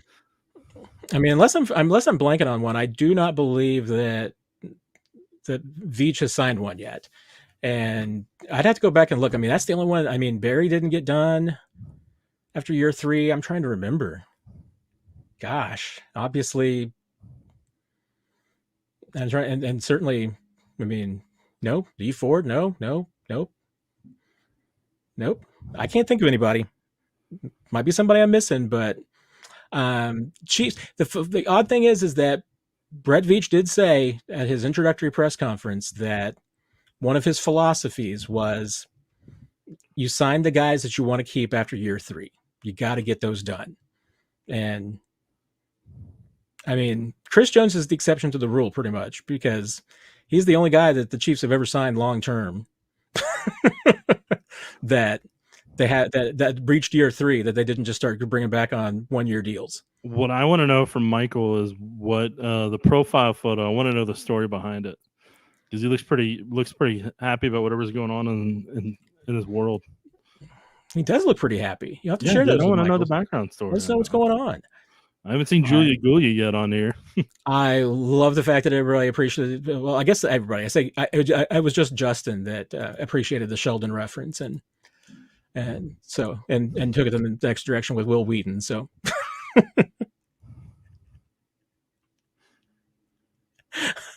Okay, now Cody, I'm really worried that my DNS is not propagating correctly. So. Wouldn't be surprising to me. So, I mean, hey, I'm a solo entrepreneur who does his own IT. So, I could have problems, Nick. Who knows? Hey, Michael answered for us. Let us know in real time here. His baptismal picture. Yeah, dude, awesome. Congrats. It's fantastic. Nice, Michael. That is very cool. So, each one of you that wants to tell us the backstory of your profile photo, I am intrigued to hear it. I am. Okay, I mean, so thank you for sharing, Michael. I do appreciate that. That's awesome. Congrats. We went lightning round pretty quick there, Nick, and never had a question. So I guess last call. So you got a question, get it in now. Are you sure? Because did I miss one? I don't know, Matt. I'm not the best at this. Kellis has an interesting question. The Hunt family seems to be Christian. Do you think that would have an impact on the gambling issue? I mean, Kels, I have not seen any evidence to that direction. I mean, obviously, Mark Donovan's been the point person on speaking about a lot of these things. I am not certain that I remember specifically that Clark has been asked about the sports wagering question, but I will say this. I mean, the Chiefs organization has been very forward with advocating for sports wagering in both states. To the point, a couple of weeks ago, I think I mentioned this last week, that when the proponents of sports wagering who are trying to get it on the ballot in November delivered their petitions in Jefferson City, KC Wolf was there. KC Wolf, Slugger, and Fredbird from St. Louis were there helping deliver the petition. So that tells you about at least where the Chiefs organization stands. And I've got to believe that if the Hunt family had the Clark family, I was going Dwayne Bowe there for a moment, Nick. If the Hunt family had any opposition to it, I don't think you would see the organization supporting sports wagering the way that it is. But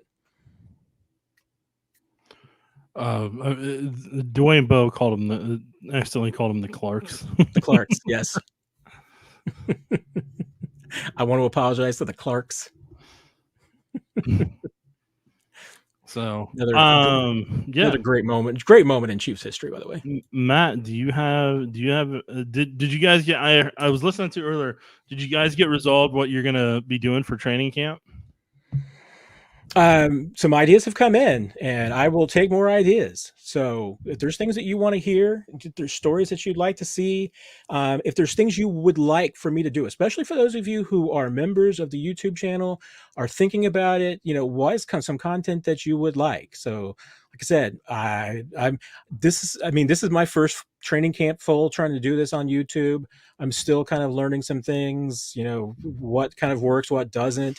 So I will gladly take any suggestions that you got. I'll consider it. So anything's on the table. There's things that you like that you've seen other YouTube channels do that you think would be beneficial. I definitely consider it. I mean, I'm definitely trying to learn from some others who are in the game and trying to figure out the best practices. But I want everybody to have fun. I'd like for everybody to learn what they want to learn. So if there's stories that you'd like to hear, I'd love to hear your thoughts. If there's ways that I can get things to you, like I said, there's different ways, there's different benefits that I can give you as members. Definitely interested in hearing your ideas. So, Matt, Sharon's got one for you down there at the bottom. What and you then got, Cody Sharon? told us his profile photo, and Michael has another question for us. So let's go to Sharon's first, because you got to give the backstory here for Matt versus Vitali. Okay, yeah. I thought of him the other day when he got waived by the Jets. I was like, oh, maybe he'll come back to camp and him and Matt will compete. I thought about starting another Vitali the Kansas City campaign. So this was a total lark a couple of years ago. And what? A lark. Man, there's people that aren't gonna know what the heck you're talking about. I'm from the Ozarks. We say lark. It was a spur of the moment thing that came up because as you all notice at the very beginning of every single Q&A each week, that I have a tough relationship with time. So I was trying to motivate myself to show up on time for practice every day and even be there early. I wanted to start being the early bird. I didn't want to just be rolling in at the beginning of practice. I wanted to be there early so I could get my work done. I can get my rosters checked off, do my roll call, see what's going on, get some pictures taken, do all that stuff, Nick, and not just feel like my hair was on fire. So I noticed first day of camp, I was like, wait a minute, Sally Gurman's the first guy out here. He was the first guy out here for all 3 rookie practices too. And I'm like, I'm just going to start keeping track of who gets here first every day, me or Vitali Gurman, because he was literally the first player on the practice field every single day in 2022 training camp. So I just reported every single day about me and Vitali Gurman. He eventually saw it, appreciated me for, putting his name out there. He liked that. He enjoyed it. So he enjoyed the battle. I think at some point he was definitely trying to make sure he beat me a couple of times. So I started catching up. I mean, I started, digging in because I buried myself in a hole. I was down like 4 or 5-0 when I started getting serious about it. And I fought back. I think it got back to like 7-6. And then I had one setback. I don't remember if it was traffic or I just overslept. But I remember there was one day you overslept because streak came to an end. You called me and you're like, my alarm didn't go off. There might have been a storm the night before. I can't remember, but I remember you called me. Yeah, that one brought it down. So last year I decided to keep it alive. I'm like, I'm going to try and show up every single day and just keep track of who gets there ahead of me. And Justin Reed emerged as the leader. I did beat him, so no one showed up last year at the practice field more often than I did. So I was at least the winner of that. I didn't necessarily have a specific opponent. I mean, I just kept track of who, and I don't remember the numbers, but I do remember Justin Reed was the leader of all the players. So I'm interested to see what happens this year. I mean, I'll start keeping track at the rookie camp, see who shows up, and choose your fighter. We'll see who shows up, and if you got somebody you want to take, I'll tell you who shows up early, the first few days. So if you want to pick me versus somebody else, I'll let you all root for somebody else if you want to, but I, on the other hand, when I get there, I am in a full sweat like I've been running a marathon because I'm carrying gear from when we check in all the way to the tent. So that is, depending on the humidity, determines how much how much I look like I just either got out of a swimming pool or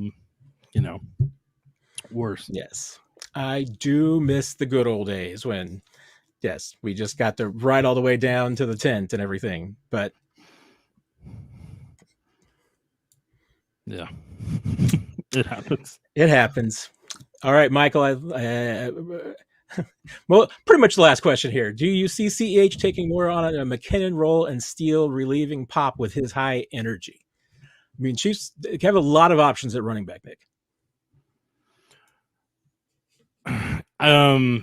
Clyde doesn't necessarily have the same athletic ability that McKinnon does. I think Clyde could be used as the receiver portion, like McKinnon was out in space and everything, but they're not the same in that regard. And Carson Steele, we'll see what happens there because I have a lot of things I want to get answered on the checklist in terms of where he's at as a pass blocker, how he catches with the shoulder pads, how he delivers a hit whenever he's getting ready to take on contact. I know what type of speed he runs with whenever he's out there on the field. I just want to see how much of that translates with helmets and shoulder pads because he does bring high energy, like you said. So, I mean, I'm really interested to see what Bailey can do out there. I'm really interested to see how Reese Zamet does once he takes a hit and just how comfortable he gets in shoulder pads, how comfortable, what's the wear and tear for him on the day in and day out grind of training camp for him. What's that going to be like? Is his hamstring going to be okay? Is the calf, he's not going to pull a calf muscle or hamstring muscle. How's he do on that front? When he does take the handful of hits, how does he handle that? Whether that's in the first preseason game or, potentially throughout camp, and just how natural does he look with being able to read a hole and cut through it when they're 9-on-7, and all that type of stuff. So there's just and then Ingram, you and I really haven't got to see a ton of him either because he was on practice squad. And so we didn't really get to watch him last year, because we don't watch practices once the season actually begins. So yeah, I mean, the running back room that's something that, I'm very intrigued to see. And some of the drills are going to go through are always going to be right in front of where you and I watch. So, it's very easy to follow and find them for the most part. I will say this because where did I oh, there we go. James, thank you. Can't wait to see the O-line and D-line one-on-ones. That you always know exactly where the one-on-ones are going to be because it's where the cameras are set up and as far away from the media tent as possibly can be.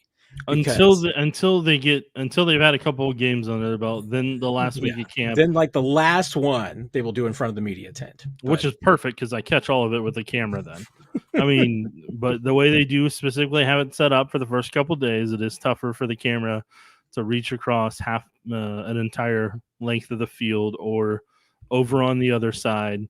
But when they are closer to the hill that is near us, I'm always a fan of that. And I'll tell anybody watching right now, I apologize in advance. I will not be able to talk a ton and be able to chat because I'm going to be shooting most of the time that I'm there at practice, and there's basically training camp is where I get most of the footage I'm going to use for the show throughout the year because of certain rights and licensing things that I have to deal with. So for people that don't know, NFL footage, we're only allowed to use 2 minutes of NFL broadcast footage. So anything throughout the season, whether we shot it or it's an NFL broadcast, anything is from game day, from the time we're in the stadium until afterwards, we can only use 2 minutes a day. So, and then there's other rules that I won't bore you with, but for example, Super Bowl broadcast footage, you gotta pay for that. There's like what you shoot, there's little pieces of it you can use, but the actual like broadcast this past year from CBS, you will know I did not cut it because it will never air as long as I'm the one cutting that, because I know what that opens up to from a licensing perspective, and so there's a lot you need to navigate in the TV world of what you can use, how long you can use it, how much of it you can use for free, and that also applies into the digital world as well. So trust me, every photo that gets used out there, they're either paying for the license or the licensing people haven't found them yet. Because I'm telling you, Olympics and March Madness, they are insane. There's windows of what you can potentially use, and it's not worth it. And like I'm telling you, between Olympics, March Madness, and Super Bowl, those all have a whole different level of rules, and you don't want to open yourself up to having problems. It is true, and you see, you're lucky in TV. You know, you at least get to use some NFL video. I mean, from my standpoint, I can't even use that. I mean, I can only use what I shoot, and I can't shoot video during a game. So, you know, I only get to shoot what's on my phone and from a distance. So, but luckily, Nick, I've got a new phone for training camp.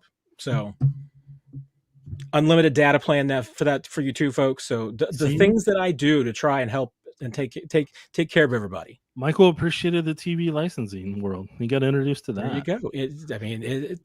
There's a lot of people who do not know the rules of that, and I see them get broken from time to time, and I'm like, how in the world are you getting away with that? But the answer is that they haven't been found yet. Like I am not kidding you on that. There are a lot of other things that you may be getting Chiefs wise that I'm like, I know that's an AP image photo, and I don't think they have a subscription because I know how much the subscription cost, and I doubt if AP image finds them, it's not going to work out well for copyright on that one. And I was like, there's that, and then the video that gets used from the Chiefs website. I'm like, that one you got to pay for it too. And so yeah, there's a lot of licensing stuff that I'm telling you, like, it's, in all honesty, it's the wild wild west here on the internet right now, for the most part. It can be, and not just with not just with sports video, but images. There's copyright, dude. There's copyrights for all image stuff, and then like the promo you're gonna see here from Matt and I, like most of that stuff is we did ourselves in Zooms. 2 is the music underneath it that you hear is royalty free, because that's a whole nother thing. Like music and stuff with I believe it's ASCAP. I'm telling you, that's a whole nother wave. So I mean, like, dude, there's things on top of things on top of things that, like, every single aspect, I'm telling you, like, there's the world itself, the broadcast world. There's a lot of people going 120 miles an hour in a 50 mile an hour highway. Well, I'll be careful what I say so it doesn't trigger anything in the algorithm. But I'm sure a lot of you are familiar with this because there's a lot of you who are creators out there too. But I told you, Nick, I got the copyright notice last month that I had an option that I could do revenue sharing if I wanted to for Big X the Plug. playing in the background of practice video, which I argued was fair use. But it was also practice. It was also video that I did exclusively for our members. So it wasn't one of the videos that I was making public, but it was for the members. It was still flagged, and I said, nope. This was fair use. I should be allowed to use it because it was the rights holder was the Chiefs. They were playing it at practice. They pay for a license to be able to play their music at their facility and their stadium and all that. And if I record it in the background of reporting, that is fair use. So I fought it. The rights holder did not respond, and I won my battle, which does nothing for me because the next time that it happens, I'll have to wait 30 days again to win the battle. But I did repost the video where I just took the music down so you couldn't hear it anymore. Yeah, and that's technically called background noise. So like even whenever, for people that don't know, even whenever like KU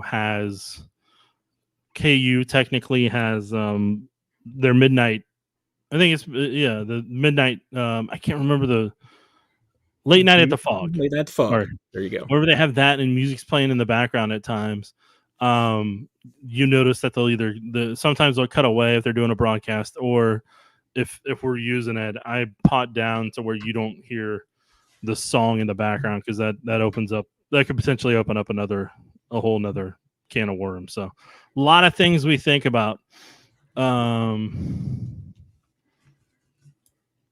Yes. Casey Harold wanting to know if I can live stream from camp. What part are we talking about here, Harold? I mean, I was just even thinking about the open shooting periods. I don't think that the Chiefs technically have a rule against that. I mean, it's one of those things. It's, do you ask for permission or apologize after you get caught? All right, Matt, I'm going to help you. This would normally be a private discussion. Matt and I are going to have public in front of you. Matt, do you ever see me live streaming with the camera at camp? Well, no, you guys don't. No. Do you ever see me live streaming from the tent at camp? I feel like people do. Matt, do you see me using the live stream at camp when we're in the tent shooting practice? Well, I guess I must not see you using the live stream. Okay. Now, the only people that have ever been in a media tent that are technically live streaming during practice is when NFL Network would come there and do their shows. I just don't remember anything in the But rules. You remember they still turn their camera either to the trees or they can't live stream during a non-shooting period. Yeah, so for people that don't know, during if they're doing 11, if they're running routes on air.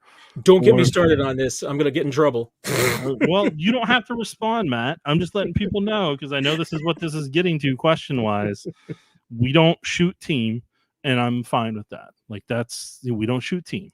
So, like, there's that. And then, again, the 11 on air stuff, we don't shoot either. But the drills, 1-on-1s, 9-on-7, stuff like that, we during those portions, I shoot like crazy, because I'm gonna be using that video for the entire year until February.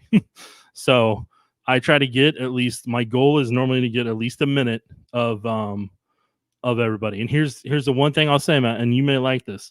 You won't be surprised by this.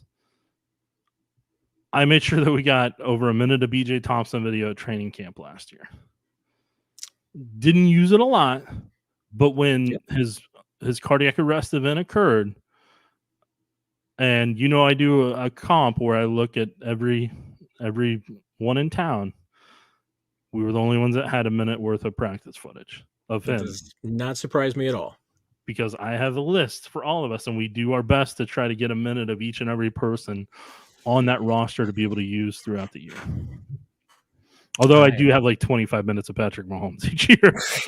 Not on purpose. It just, it ends up equating out that way. And then, for people that don't know, I build a melt. And so what that means is, a melt is something where you take video of that person and you have it all collectively together from what you shot over a period of time. Or we have a melt for a game, and we'll have all the best plays from, say, hypothetically, the Chiefs play the Ravens in week 1. We'll have a melt that'll have all the plays, all the key plays from the Chiefs-Ravens game.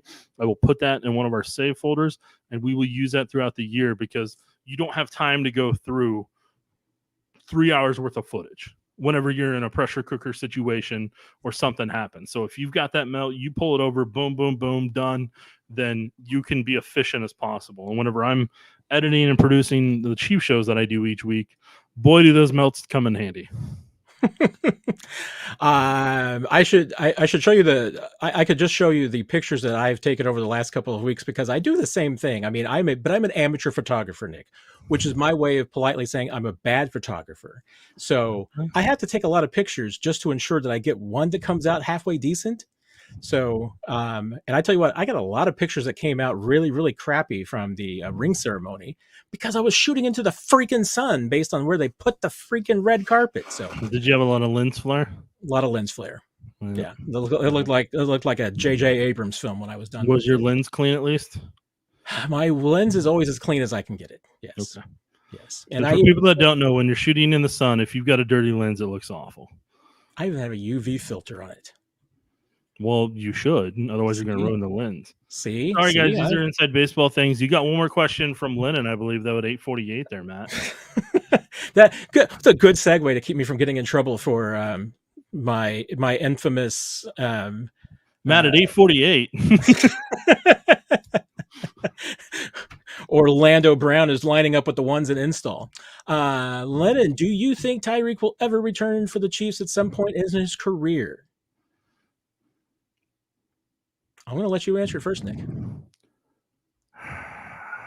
I think he's going to spend most of his time with the Miami Dolphins, and we'll see how the next couple of years go. Because right now he's looking to if he gets another payday, then I think his career will be in Miami. If he doesn't get that payday, I'm curious to see what him and Drew do in response to that over the next year or two. I have a hard time seeing it just because I don't think that Tyreek is ever going to be at a point where his price point and his production is going to be in the Chiefs' comfort zone. Mm-hmm. Because, I mean, the Chiefs aren't paying $25 million for a receiver. No. So if Tyreek ever comes back to Kansas City, it's because his price point is well below that. And is that because he's 35 years old and now he's a 600-yard receiver? I mean, I don't know. It could happen. And I certainly don't. I mean, I don't think there's necessarily any hard feelings between these two sides. So, hey, I mean, if he came back to sign one of the one-day retire as a Chief contracts, I think that'd be smart because I think there's a lot of, marketing opportunities and money-making opportunities for Tyreek in Kansas City down the road for autographs and appearances and all these things. I think he's still liked in this town. And so I think it'd be smart if he one day retired as a Chief. But maybe it'll happen. Maybe it won't. I don't know. Maybe it'll depend on how long he stays in Miami. But I just have a hard time seeing that. I have a hard time seeing Tyreek's production and price ever matching up with the Chiefs ever again. Because as long as Brett Veach is general manager of the Chiefs, I don't think that they're going to have one of the 10 highest paid receivers in the NFL unless that receiver, well, I mean, I would say produces like Justin Jefferson or Tyreek, but they already had one of those guys and didn't pay him. So, but your mileage may vary. There you go. All right. Any other thoughts, Nick? I mean, hey, we're 2 weeks away from our lives going back to Chiefs until potentially February, and for my unhealthy draft obsession until the end of April. So it is not unhealthy. It is completely and totally healthy in my mind. Well, I'm sure it is because we get to do shows out of it. No, only thing I'll say is if you haven't got to watch 41 is the Mic yet or listen to it, you definitely should. And when Matt and I say we need 5-star reviews, what we're saying is whatever podcast you listen, whatever you listen to podcast wise, if you do a review and you put the stars on like Apple Podcast, each one of those helps it rise in the search.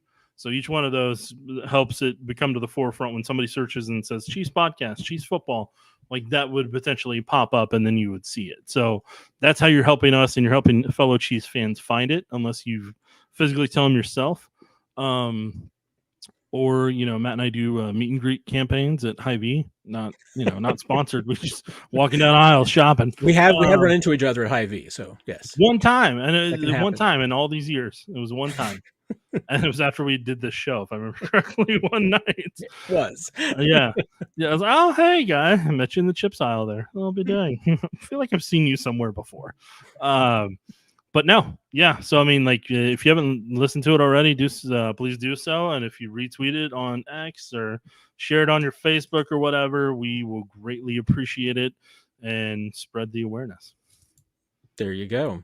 One last tiny question here. And, I mean, I can't resist a good question like this. You didn't resist it because the profile looks like a bear. And that ties in. I wasn't sure what that was going on there. That looks like a bear. I'm pretty sure. I mean, this is a new name for me. I'm not familiar. I don't know that I've seen Colin ask a question before, and I definitely have some questions about the name. We can get into that later. But what's on the grill for this holiday? Any barbecue? Well, I don't know. I don't know if I'm going to be making anything. I mean, I might fire up some hot dogs. I mean, but if I do hot dogs for the 4th of July, I'm definitely making some baked beans. And if I make some baked beans, I'm probably definitely making some coleslaw, because nobody outside the smokehouse makes coleslaw in Kansas City the way I like it. Jack Stack does some pretty good coleslaw. But if you're one of these, this is just my generic message to barbecue restaurants here in Kansas City, is that if you're not making just creamy, nice, little vinegar coleslaw, it's not just, I mean, Here's how I make my coleslaw, Nick. I'm going to tell you. It's a secret. I stole it from Trotter's Barbecue in Springfield, Missouri, which I'm pretty sure stole it from somebody in Kansas City. But you just take a bag of cabbage coleslaw, you run it in a food processor with some Kraft coleslaw dressing, and you throw in some celery seeds. Mm-hmm. It is fantastic. It is great. A little bit of sugar too, because the Kraft sauce is a little tart for my taste. So you just put a little sugar in there to calm it down a little bit. But I mean, that's all it takes to make a good coleslaw. I don't need some sort of apple vinegar bacon coleslaw fruit nonsense. I mean, if your coleslaw, first of all, if it has anything but just cabbage and some carrots in it, it's not coleslaw. It's like some sort of offensive salad to me. So don't shove that at me. I mean, the best coleslaw is just cheap and basic. That's all it needs to be. I don't need anything fancier than that. So if you've got, if you've got apple slices or orange wedges or cherries or something like that in your coleslaw, just take it, just get it out of here. I don't need to see it. All right. But a friend of mine did text me tonight a picture of their pulled pork, and I am definitely going to try and find a way to get some of that in my hands. So. Okay. Glad to hear this development, Matt. There you go. I've calmed down now, Nick. You can say what you need to. No, I was just saying, I know there's going to be a lot of fireworks in the area between my house and yours. I know that. I've heard a few out there tonight. So they've been going off around our. If for people that don't know, Matt and I live about 5-7 minutes away from each other. It depends on how fast you drive. That's why I said 5 to 7. I mean, it could be less. Depends if the stoplight's working or not. But, walking is definitely a lot longer. But it's much longer.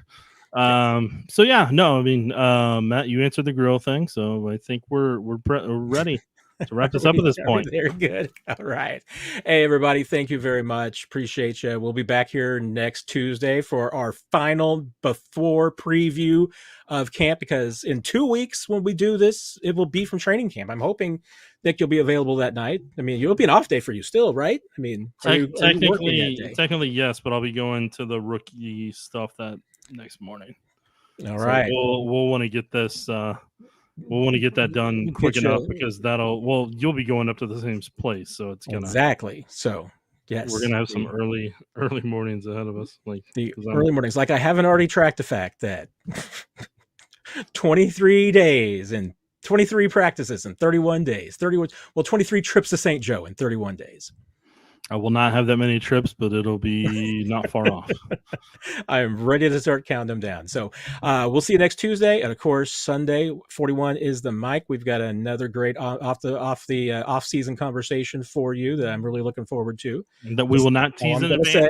All I'm going to say. And we got a promo there to get you out of here. And we'll get you out of there with the promo. Thanks, everybody. Have a great 4th of July. Take care. We will see you down the road. It's all things Chiefs right here. 41 is the mic, a Chiefs podcast on your home of the Chiefs. Listen now wherever you get your podcasts. Also available to watch on KSHB 41's YouTube page.